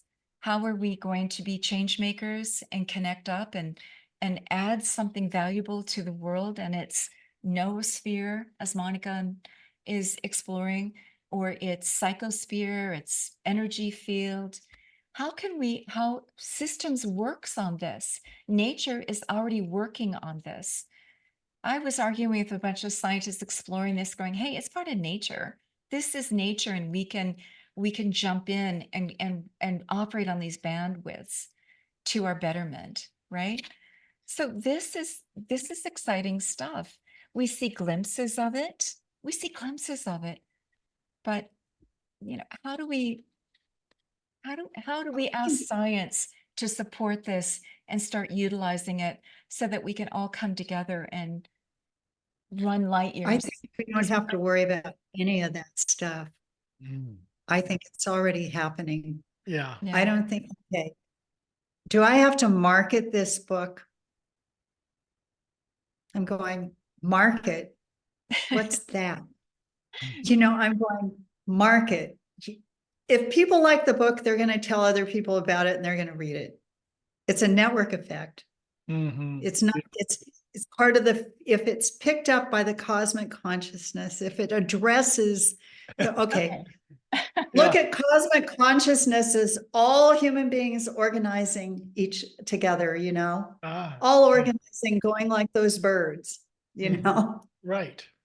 and in a direction, and going, okay, in a direction toward, we need to be more connected to nature. We need to be, this industrial thing is not working. We need to be operating in a whole different new way, right? Exercise Together. our capacity and have our antenna out to pick up the wavelengths we already want. Exactly. Mhm. I And agree with that. That's why the goddess is everywhere now, and the goddess is making her comeback, and Yeah. average people exactly, we who don't have to study it control are freak still imbibing everything. it. Exactly. Yeah, I agree yeah. with you. We don't have to do that. We Yeah. don't have to do that. What we have to do is speak from our I do want our society to help support this, though. I mean, I do want, like, I just hope people wake up and go, we are far more than we It's know. consciousness. And It's- this stuff is real. And can we find hope in utilizing it? Can you develop that muscle? Can you start opening up your receptor sites and your pores so that you become part of the solution? Can you join with the forces of nature and start to elevate? You know, if we all do our little bit here, then we'll transform more quickly. Mhm. And I think by saying, as going back to that big political thing, by saying you're right, but look at this. There's a third bigger right that Mhm. you're part of. Stepping out of duality. Yeah. Instead of going, the systems that we have in place, the system, say, that we call democracy now, is really this massive fractal system. And it starts with, I'm going to get real, it starts with, representatives, and they listen to a solution to a problem, and then they debate the solution, get more information, then they vote on it, and then it passes. And then this is true at the county level, at the city level, at the state level, at the national level, at the international level. And then everybody votes, and then they give the new rules to the people who are supposed to carry it out. And then those people who carry it out have the stuff put on top of everything that they're doing. It's a terrible design process. It divides us. It's a mess. And then we try to vote in new people to solve the problem. Mhm. And they can't solve the problem because the problem's systemic. So we get this big mess that divides us, and we call this democracy. And the blame game. That's really sad. Now, what is a better seed for that fractal? It doesn't take much to change the seed a little bit, and you get a whole different thing. It's a design process that is not, you don't vote in a design process. It's not problem solution. That's industrial. This is efficiency that doesn't work. Nice. So we begin to open up and we go, hey, these people are right. Everybody's right here. Everybody's frustrated, but it's not individuals that are the problem. People aren't the problem. They're just trying to deal with a really bad system. The Mhm. problem is the system, not the people. So how can we get to the hearts of these things? And do we all have to change all at once? Do we all have to vote for it, or do we all have to agree? No. The Nazis all agreed. No, let the universe do her thing. Like Monica's saying, Yeah, we're coming into we want alignment diversity. with the way that the universe works. And that gives me hope. Yeah. Yeah, that gives me hope. Yeah, Mhm. yeah. Yeah. We can depend on I think we can depend on this collective consciousness to emerge. Everything's And- changing much faster. You pointed Yes. out that the Very. is that a normal process? Is that part of it? Is that an what's artificial, what's natural? I guess I'm asking. I think I don't know if there's any artificial. There's no such thing. We're all natural systems. We're just experiments. We're nature's experiments. Let's smash a But few our brains atoms are together just in ways that nature didn't nasty. So, intend. Yeah. oh, So everything we do is a product of nature.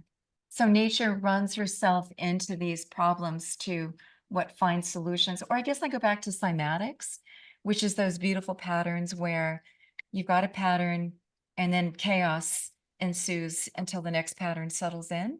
Right. So are these moments of chaos just natural as everything's shifting Yeah. around? It just feels we go topsy-turvy because through we're times of undergoing chaos in our lives. You can see it, the balance of chaos and order. 19-year-olds go through chaotic times. We diagnose people as depressed or whatever. But they go through chaotic times, and their brains reorganize and emerge to the next level of organization. And that happens at different periods of time in your life, midlife crisis or what are these different times. And we see it often as pathological. Other cultures will have practices, like you go see the shaman who will give you maybe a substance that'll help you reorganize your brain a little faster. Or rituals that help but- to. Yeah, now look at the whole culture as a whole and how we're evolving. Yes, the same things happen. You go into chaos until new things start to form. And I think individuals around, Paul Hawken described it, individuals are getting, I mean, kids are graduating from Harvard and going to work on organic farms. Right. Okay, I want to also say that nature, here's a good example of how nature has built in a periodicity, in a cycle, this chaos. So we have friends that work in the ER, and our good friend Sherry has worked in the ER for many years. And she was talking about how on the full moon, they will see the ER fill up with bizarre accidents, just stupid stuff that people do. And like they get unhinged and they have accidents, they come in. Be unhinged. And so every time I meet somebody in the medical field, or especially the ER, I'm saying, our friend Sherry says that during the full moon. They're like, you just say the word FOMO, and they go, oh my God, yeah. yes. Yeah. You know, just this huge insurge of crazy accidents and stuff and da da da da da. And I'm like, okay, these are people on the ground in the trenches and they're seeing it. So they will not argue that the full moon actually, that whole mythic thing. Mhm. And so I'm like, okay, nature is just building in a cycle of a little bit more chaos, right? So there's a beautiful example of a lived phenomenon in our culture, in the Yeah. world. So I just want to emphasize what you're saying. Yeah. Yeah. And coming together. And Having it has to be a balance, right? The Baroque, that I had a minor in art history, the whole Baroque movement was about that imbalance, the step forward. You have to be out of balance to get back into balance. It's a forward motion, right? You can't just have everything being perfectly balanced in a line all the time. That's stasis. There's no growth there. You have Well, you have move. to, sometimes you move have to through it. break down what already exists yeah. in Yeah. order to put together the new thing. You Mm. have to give up, there's all kinds of examples in science of how difficult new paradigms are to bring in, because Yeah. the people have made whole careers based on an old paradigm, and they've taught thousands of people this old paradigm, and suddenly the new paradigm's there and their work is like, Who said that you uh, wait till the old dinosaurs die off before the new paradigm yeah. can shift? Yeah. But now it's everything's moving so quickly that now journals are too slow. So now we get advanced access to reviewed papers, and they put them out to compare so they can get information before publication Yeah. from the wide range of people. So when they do publish, it's up to date. Well, it can take six months to publish. Mhm. What happens in those 6 months? It's crazy. Then I was at a science writers conference, and they talked about, should we look at these pre-published papers, and they're so in advance and they're being published in the news, but are we capable? They aren't peer reviewed yet. So are they, can we really trust those? What should we do about this?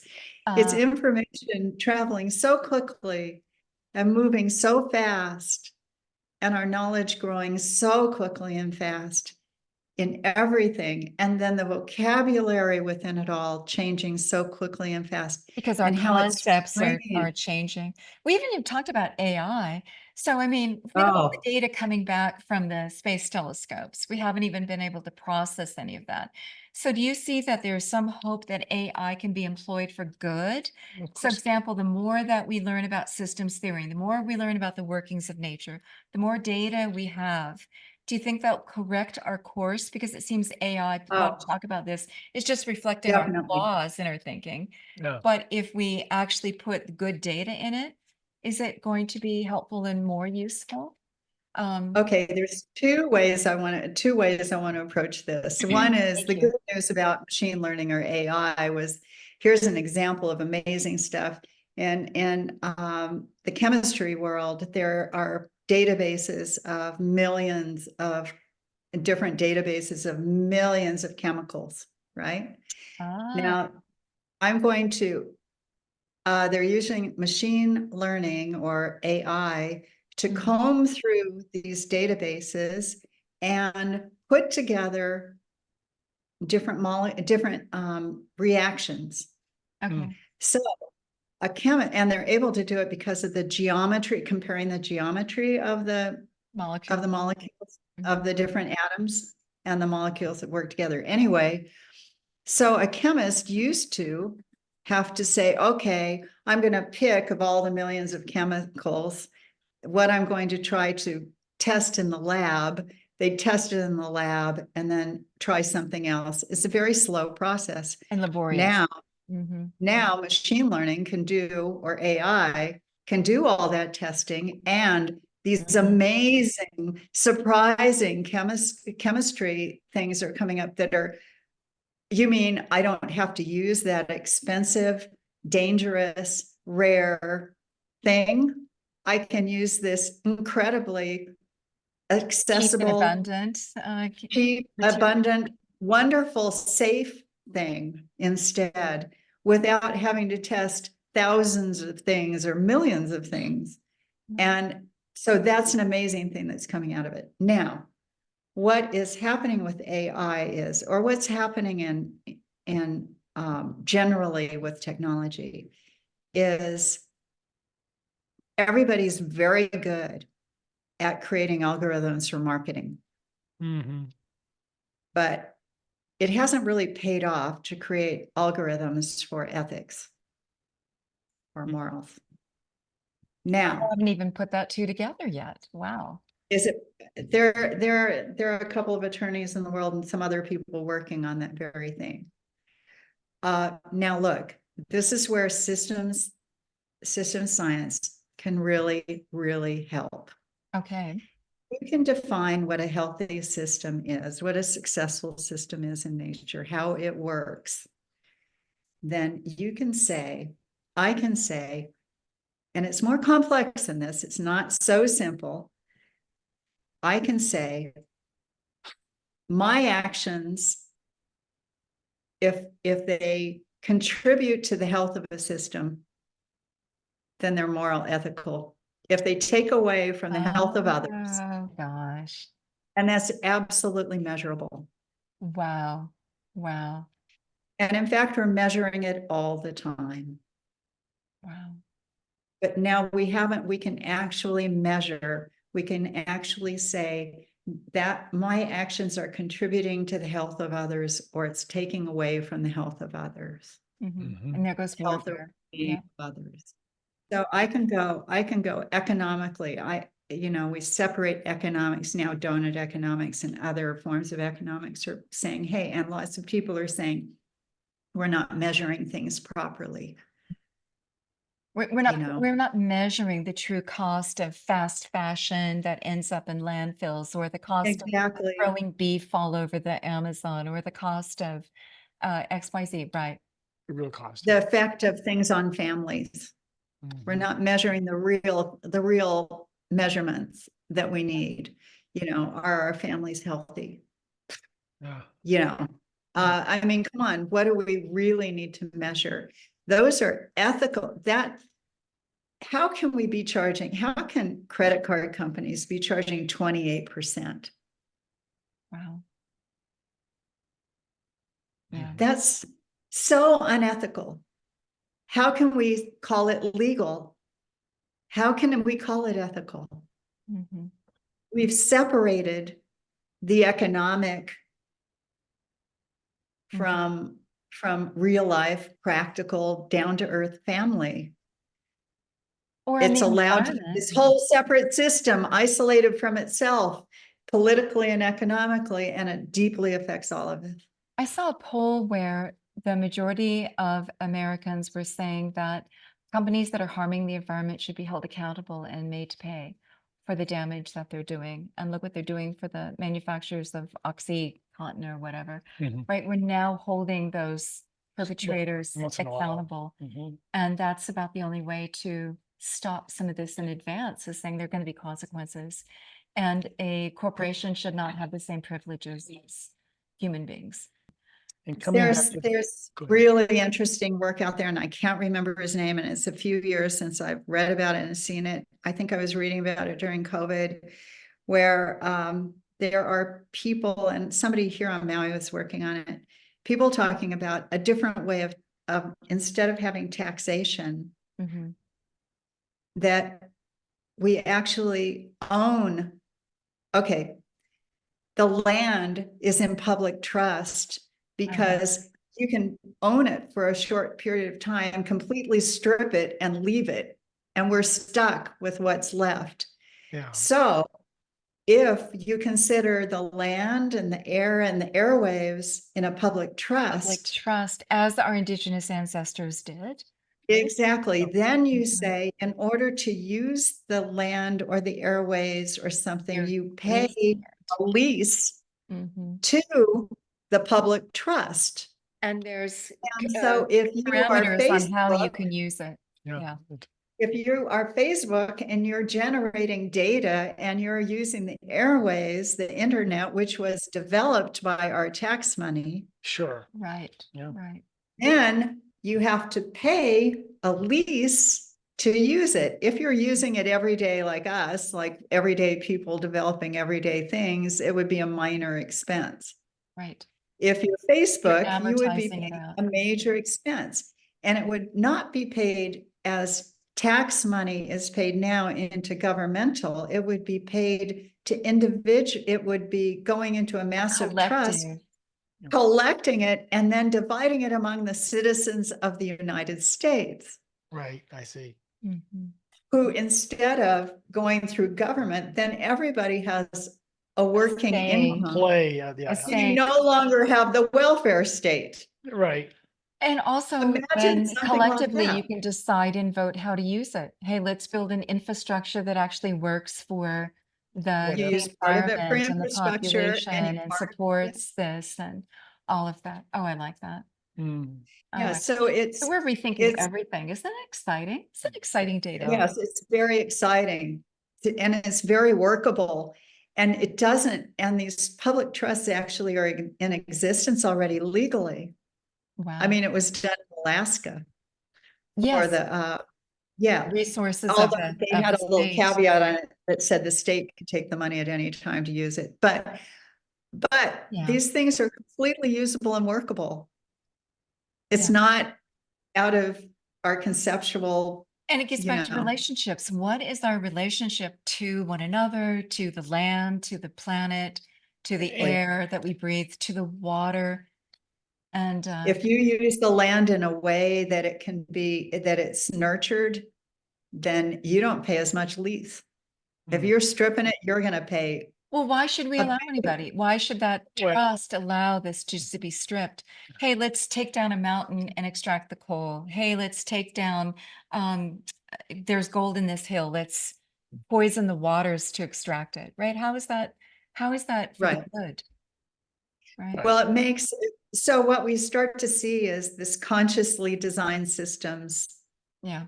instead of just going along kind of, the United States was consciously designed in the very beginning, and it was quite beautiful. Some assumptions were made. It was supposed to be for And the golden everything age. works really well in market economies right at the beginning. They work really well. Everybody's free to organize themselves, but we know from a network effect that the rich get richer. Mm. It's just network effect. You can do it with little dots and net logo. It shows larger nodes get larger. They have more opportunities. They have, and then they start to win out. And they can tilt the system That's and they what- can I make mean- the, yeah. Yeah. So people can decry globalization. It seems to me globalization has been all about, oh, let's open up markets. Let's make those nodes even more powerful and controlling and centralized, gobble, gobble, gobble, gobble of all the natural resources. But you're talking about a globalization in which everybody gets to participate, have a voice, be a stakeholder in the outcome. And it's a real shift Well- of consciousness. It's a shift of relationship. That's It's about true. us all coming together for the good of the all, Mhm. finally.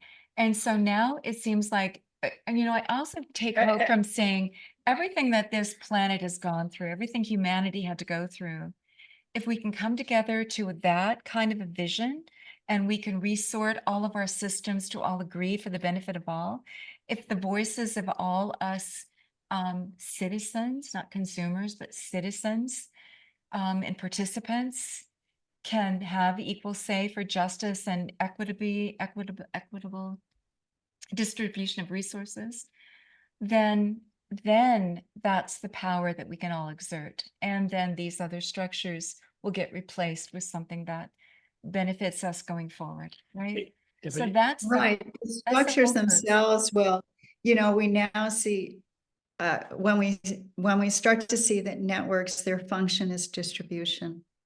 When we start to see that hierarchies in nature Yeah. are put into place for the efficient distribution right. of information, material, energy. They aren't put into place to suck it out of the bottom. That's what happens with parasites. They'll kill their host. Oh, wow. So we're Okay. acting like a parasite on Earth, aren't we? We're acting like this big parasite. So how do you shift the hierarchies that we have? Hierarchies have a really bad name. They came out of the controls thing from the Top church, down. I mean, Yeah. top down, and I mean, other people have started calling them holarchies so they wouldn't be mixed up with hierarchies, but hierarchies are how nature works. There's no problem with it. It's how, but it How is it improves employed? Yeah. it allows for what is it called when it allows for different specialties and labor to be put together to make things. You don't have to know, you can work together to get things done. It's a way for efficient distribution. It's not top down. Right. It's not. So, and we have many, many examples in the world of how it works beautifully. Yeah. Yeah. And nature. so- We just have to look for nature. That's why I appreciate biomimicry, right? Let's learn from nature. Let's learn from Oh, the it's success wonderful. story. We don't have to ever invent everything. But I'm ourselves. still sitting here Nature's thinking, done it all. it still comes back, there is an element of just human consciousness itself that has to be addressed, that makes these changes, because you're not going to change it on the level of rules and regulations. It has to be that humanity has a caring. You keep referring to the Get the vision. indigenous cultures had a respect for where they lived Mhm. in the world around them, and it's something that we have to regain Well, that then they would have respect. died out had on they the not learned level those lessons. They of wouldn't be here to consciousness. leave a mark. So we can't, I don't know about programming the ethics into AI. That seems like, wow, how that will be able to be accomplished. But I do know that we all contain this I am technology within ourselves, and humanity is the ones that hold the responsibilities of ethics and where it's going to go and how it's going to be used. And there may be this technology that's an extension of ourselves that we've developed, that we're sending out into the world, and that we can That can assist. yeah, perhaps. but there has to be some kind of filtering system from within humanity itself to never allow that to be beyond what our own knowingness of what's correct, who we are. Maybe I'm also being a little bit of a Pollyanna, but it's that the two worlds have to still maintain themselves, and we can't lose control from that point of view. Okay, so the whole fear about AI overtaking and deleting humans, that is a worldview in which we're not understanding our own capacity, our own gifts, and our own Right. strengths, Mhm. right? Our own potential. And so it's really the only way to save ourselves in this world is to develop those potentials and that whole Perspective. relationship that we have with the universe as a whole. That's our saving grace Yeah. that we have within that's a direct, we were built for that. And I think that's If we can probably, come back home to that, then we can employ all these gifts and get this done. We can right the world and ourselves in the process. and possibly, So, and that's sort of this I whole find hope in that. discussions that we have on these Sundays. Move the dial through dialogue. No, it allows for us to have conversations with the Deep Time Network, conversations with Brian Swim and Monica, talk conversations with Lynn, Lynn and yeah. That Tyler. we can more and more and more start looking at those change makers that are taking a stance to look at the evolution of the human experience and how we have to remind ourselves to be interconnected I once again. I also want to put forward the dialogue that Felicitas gave us, one more avenue, because I know there's many avenues to do so because it's so built into us. Mm. And that is talking to Gaia directly. That is talking to the universe directly through a visionary modality. Expand your bandwidth of your brain functioning, which we're verifying in the lab happens. You are in direct contact. This kind of wisdom, this kind of insight just bubbles up. It's there. Universe is talking with us. And I'm just saying we're already in dialogue. It Yeah. already is coming through to us. So Let's just open our pores a little wider, open the membrane, open the portals, and dance all with it a the- little bit more joyfully. Absolutely. I mean, all the talk about stress, you know, is just not being connected with that. It's when you're not connected with that, you have stress. When you're not, stress just means to me, your body telling you Time out. Yeah. you're just completely out of sync. What does it take to get into sync, and not into sync with all that stuff that's trying to affect you, but into sync with this whole, so that when you do that, you know what's real and what's not. And so you just go, okay, yeah, I'll handle whatever that is. But what does that have to do with reality? You know, This is getting back to your first book, right? Men Are Easy is the way you titled it, but it's really about relationships and about finding the joy and the connection, right? And going with your best self. And it also gets back to what Rex was saying also. He's saying that there's receptor sites in the heart that we need to connect up. So the brain is communicating with the heart, that. right? And Mhm. Heart Math has been doing some work on that, but it's built into our DNA. Yeah. And so human flourishing, activating that, I think it's changing us and building up those neural networks and that cordage, that actual neural pathways, and that you can transform yourself. You can flex those muscles and strengthen them so that you're a better transmitter and receiver and better. Oh, that's how you open your dialogue with the universe, right? You're connecting up the whole circuitry, and then you're in the flow. You're in the flow. Jack Panksepp years ago outlined the basic emotional circuitry of animals. He studied chickens and dogs and rabbits, and he listed 7 basic emotions, and they were playing, seeking, caring, lusting, Oh, fearing, angering, and there was another I can't remember, of how about course. loving? That was more like it, instead of loving, Caring. it was playing and caring and lusting. You know, they're different. Oh, These were actual gotcha. circuits. Okay, when I see, this is what I will add to Men Are Easy, whatever Okay. it's called. And this will Love, be our but- summary. What we're Yeah, gonna this leave is us what with. I would add. I'm glad to Let's be on this define page. love systemically. Let's define love systemically. I'm going to define it as the clear flows of information, material, and energy between me and another that links us. Mhm. And those links are required for networks of family and community and everything, for the flows of information, material, and energy that we all need to survive. Thank you. Love is that linking, it's that bonding, results in the bonds. But love is also an evolutionary gift of the feedback loop that you get when you are bonding, the feeling of love, that oxytocin rush, you know, that feeling that you get when you're doing the right thing, when you're bonding with others. So what does it take to increase love in your life, to open your boundaries, to open yourself to the flows of energy and material, and, you know, with others, to be there, to be present and open so that you can receive it and you can give it. And when you're tired and when you're stressed and when you're in a low mood, when your house is a mess, when your life is a mess, it's very hard Mhm. to do that, Yeah. you know? So getting yourself together, meditating, cleaning your house, getting this in order, doing simple, practical things. I mean, I'm the daughter and niece of farm girls. You know, I mean, they were practical women, Yeah. and Yeah. that's what you know.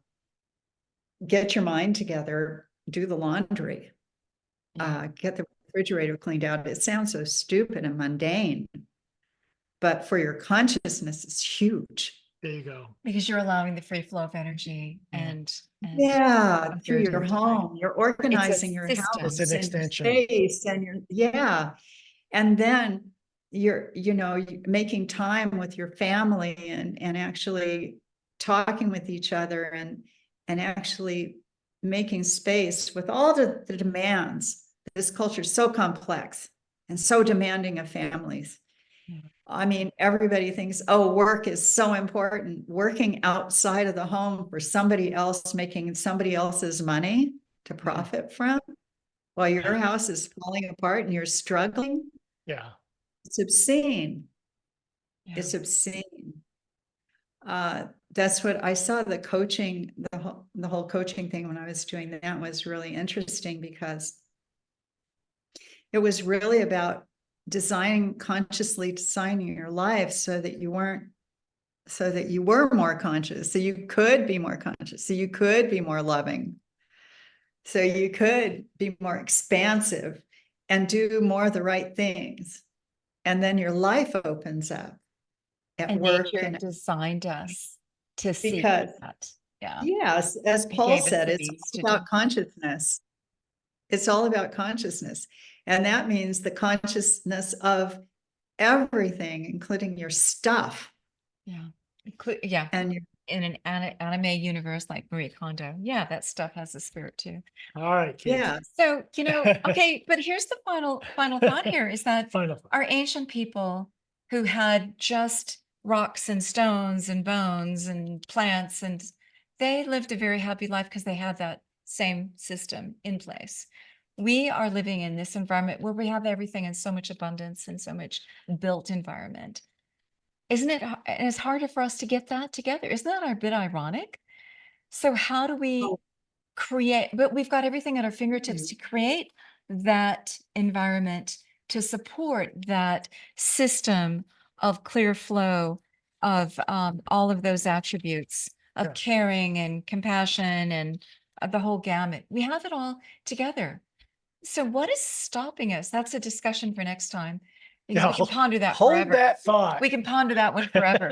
How do we That's get a good there? one. How do we get out of our own way? Right? We got our own. But this was so Until next insightful. time. This was so insightful. And I appreciate that you love as a system, and how we're designed for that. And so much of life is designed for that, and to seek what is healthy. We have a little GPS system. Let me seek what is healthy because it feels good and we feel connected. And that flow of energy through us is ecstatic, right? That's true happiness and contentment. Yeah. We have it at our fingertips. Yeah. So thank you. And when you're brimming full of it, you can't help but to try and bring it out into the world and be a change maker. Thank you, Lynn. Thank This you, is Lynn. really very You're insightful. very profound. You are quite the wise woman.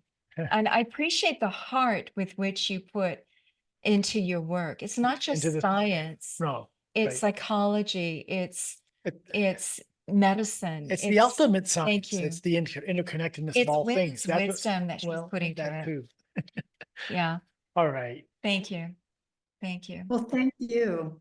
I love you guys. You put your words, you're so beautiful. You just and just express things so beautifully. I'm so glad it's recorded because I want to take notes. Oh, beautiful. Thank you. We're appreciative of you and Monica and Rex and Everybody, else the and entire community. come together. Yeah. Appreciate of this universe. We're appreciative of the whole universe and just life, right? Wow. Thank you. Lucky. Thank you.